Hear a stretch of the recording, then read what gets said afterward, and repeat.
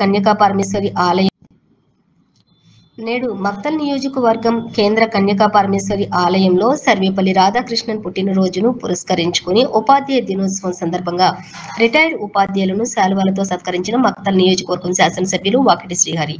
ఈ సందర్భంగా ఆయన మాట్లాడుతూ ఈ దేశానికి వన్నె తెచ్చిన వ్యక్తులు, దేశం కోసం అహర్నిశలు కష్టపడి ఈ దేశం కోసం ప్రాణత్యాగాలు చేసిన వ్యక్తులను స్మరించుకోవడం మంచి సాంప్రదాయంగా నేను భావిస్తున్నానని, వారి ఆలోచన విధానమే ఈ రోజు ఈ దేశంలో 145 కోట్ల జనాభా ఉన్న దేశాన్ని నడిపిస్తుందని నేను భావిస్తా.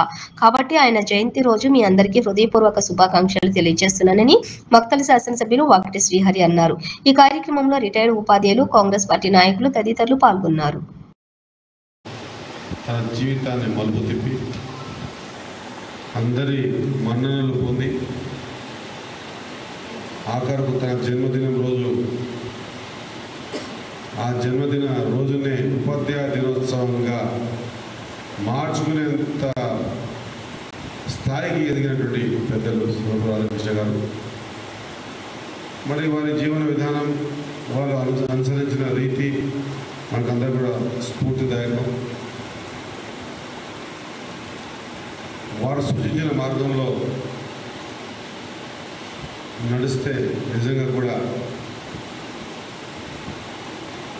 మన జీవితం కూడా సార్థకత అవుతుందన్నటువంటి పరిపూర్ణమైన విశ్వాసం నాకు ఉంది.